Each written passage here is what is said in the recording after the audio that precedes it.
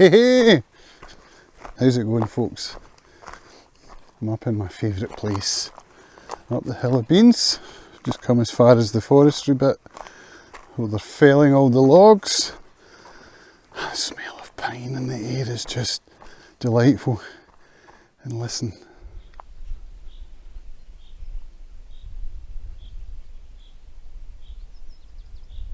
Isn't that amazing? It's so quiet and peaceful. It's absolutely gorgeous up here. So I want to talk about happiness today. I'm going to name check my favourite podcasters once again, Jeffrey Sidoris and Sean Tucker. In their last episode of Deep Natter, they pondered the meaning of happiness and whence it may come. And of course, as always, whenever those two discuss something like that, I find myself thinking about it afterwards. And that happened again. So here's what I've come up with. Happiness. Well, first of all, let's go back a bit to the tenets of AA, because as most of you that watch this will know by now, I'm in recovery from alcoholism. Not recovered, because I don't believe that that's something that ever happens. I'm in recovery, which means basically that the thing that made me want to drink in the first place, that feeling of not fitting in, of not being good enough, of low self-esteem, of grandiosity, all the things that drink helped me with, they're all still there.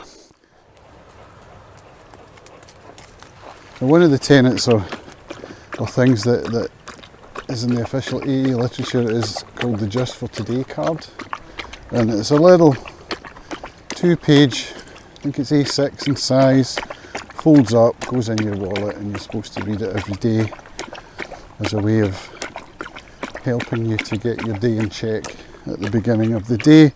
And one of the things it says in that card is something like, just for today I will be happy. Most people are as happy as they make up their minds to be. And I've always read that and thought, no, I can't get behind that at all. And I still think that way.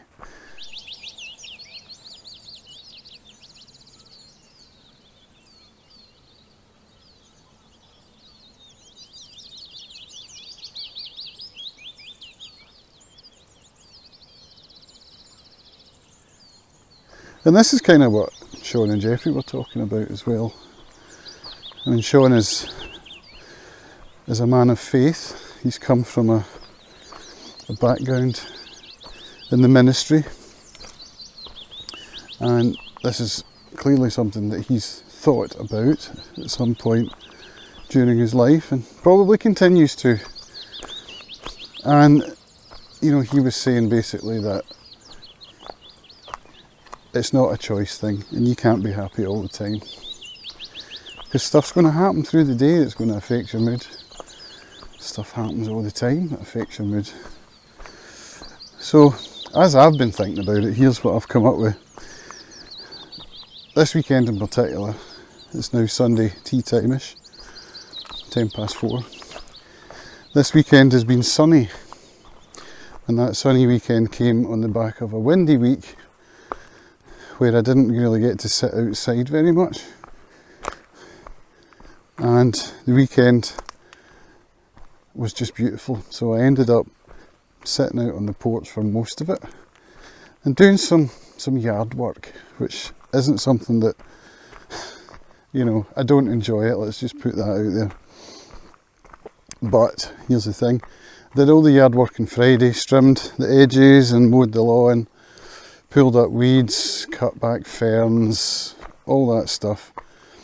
During which time I was listening to an audiobook, which, you know, is one of my favourite pastimes. But it took effort.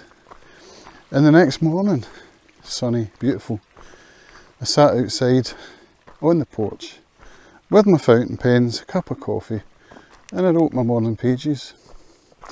And it's the first time I've done that outdoors for a few weeks, and it was just lovely. And I had this incredible feeling of peace and contentment and serenity.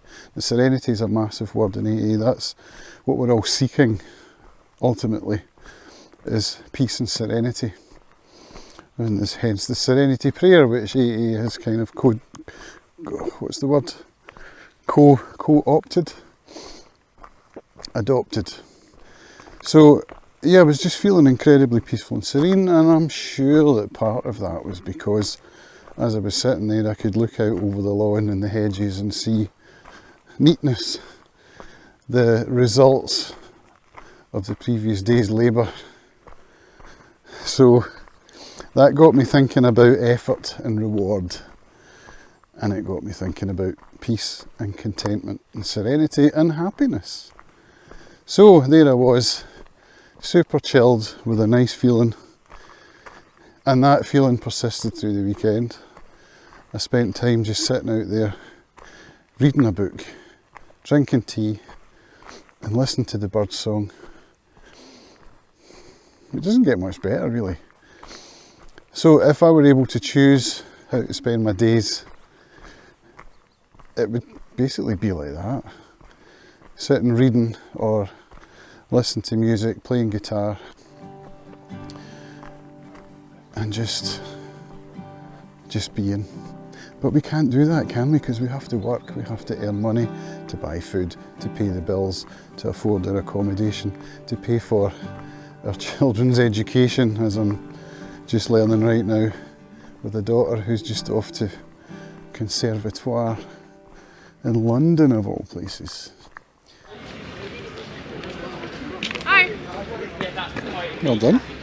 So yeah, we need to work, and because I'm not earning a great deal of money, my wife's doing most of the work, I'm carrying about a wee bit of guilt.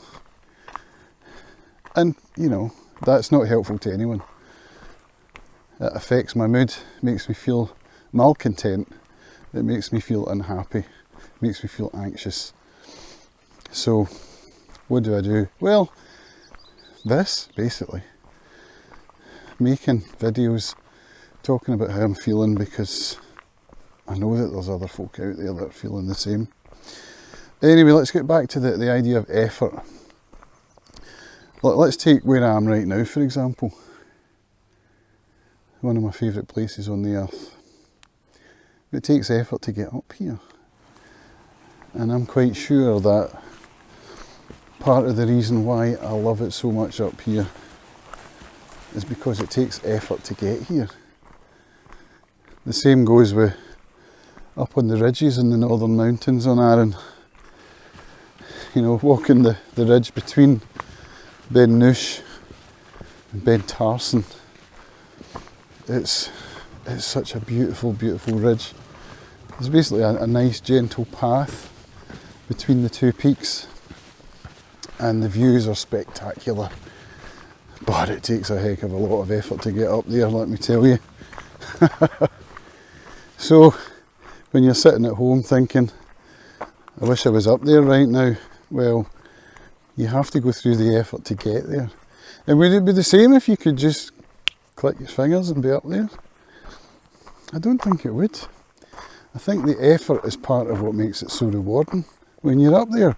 Even though intrinsically it's a beautiful place, and if you were to snap your fingers, I'm sure it would be a pretty rewarding place to be in and of itself. But the effort, I think, makes it all the more spectacular. And the effort of making food for your family, that's something I had to do last night. We had a guest staying, which meant, you know, putting in a bit of extra effort into making him feel welcome. And, you know, I will admit, put my hands up and say, when I heard he was coming, I was like, oh.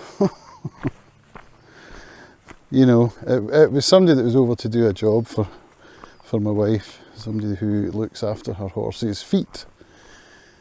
And, you know, I reacted badly, and part of that's because, you know, I'm autistic and someone's coming into my safe space and it's going to cause me extra effort and all of that stuff. But now in the day following it, he stayed last night, and today I'm feeling I'm feeling pretty good. Like, I showed this guy some hospitality and that felt really good.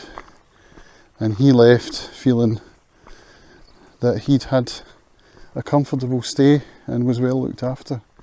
And that's really rewarding for us. So, you know, there's a lesson in there. And my wife knows this. She knows that, you know, I'm not always a dick. I just act like it sometimes because of my autism or whatever it is. But I'm feeling rewarded today at having given this guy a nice stay with us, you know. Art, that's another thing that brings happiness. It's not just consuming it, but making it. You know what I mean? I was watching a film with Judi Dench and Maggie Smith, and I found myself choking up just at watching two masters of their craft doing it together and creating something that was bigger than the sum of its parts. You know, watching any master of their craft who make it look effortlessness, who make it look effortless. Like watching Matt Hoffman on his BMX bike, going for massive air, effortless. You know, that brings me joy and makes me happy. Reading a good book, that kind of thing. Listening to music particularly, that's a big one, that's massive. But then making music, writing something, making a video, putting something out there that takes effort and doing it for the right reasons, doing it for yourself, because, you know, making art to please other people, I don't think that's a route to happiness. I think doing it for yourself is the purest way of finding happiness, you know. Now, this is something I came to a conclusion about way back when I was working in Almaty, Kazakhstan. I worked as a Russian translator for many years, writing emails back and forth with my wife, who at the time wasn't my wife. And we did that for 2 years, you know, long distance relationship. And quite often I'd write to her drunk, and I'd come to conclusions about my conceptions of art and religion and philosophy. It's like our own version of deep Natter over email. And that idea kind of stuck with me, the idea that art is pure, or that art can be a pure way of connecting to source. And I got a lot of this out of reading Julia Cameron's book, not The War of Art. What's her book called? I can't remember the name of it now. Julia Cameron. No. But it's the book in which she talks about morning pages as being one of the first things that you can do to unblock your creative self. And I have to say I'm finding that to be true, you know. Making this video now, maybe that's part of it. I've been writing morning pages every day for a few months now. And in fact, I've actually started making content out of it, you know, using these amazing binaural mics to record myself sitting outside with just the ambient sound and the sound of the pen and the paper. And yeah, so Julia Cameron, something to do with art. I can't remember. Ridiculous, innit? It's not that long since I finished it either. But yeah, that's when I read that book, it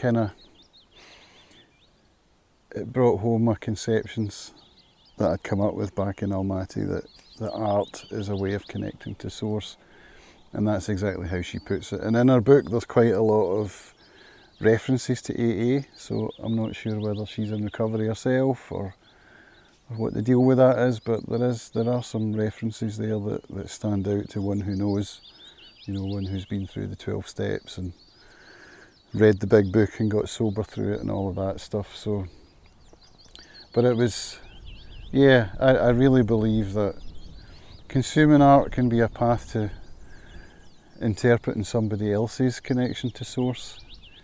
And if you can interpret that in your own way, through your own experiences and expressions of connectedness, you know, which is why, you know, you'll find people like Trent Reznor, 9 Inch Nails, not agreeing to let people know what his songs are about, because, you know, they're only about that for him.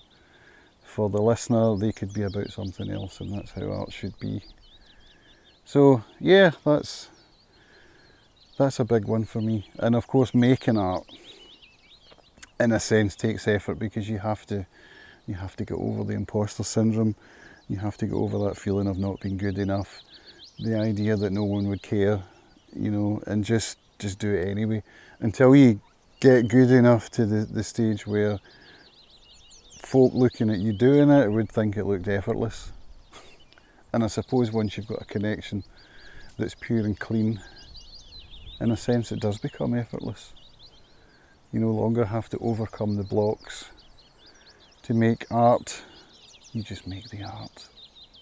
And however it's received is out of your control, which is the way it ought to be. And the idea of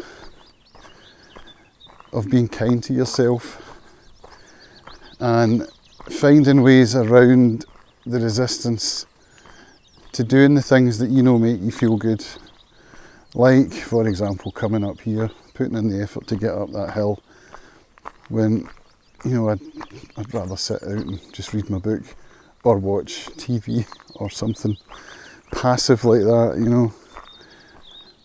But systems, you know, come back to that idea that I've spoken about on the back of August Bradley's Notion life design idea, where you set yourself incremental goals, ways of overcoming resistance, and it doesn't always work, but it's something that helps a wee bit. It's helping me quite a bit, actually. Anyway, I think I've come to the conclusion of this. I'm getting a bit rambly now, so I'm going to say thanks for watching. I'll see you in the next video. Bye for now.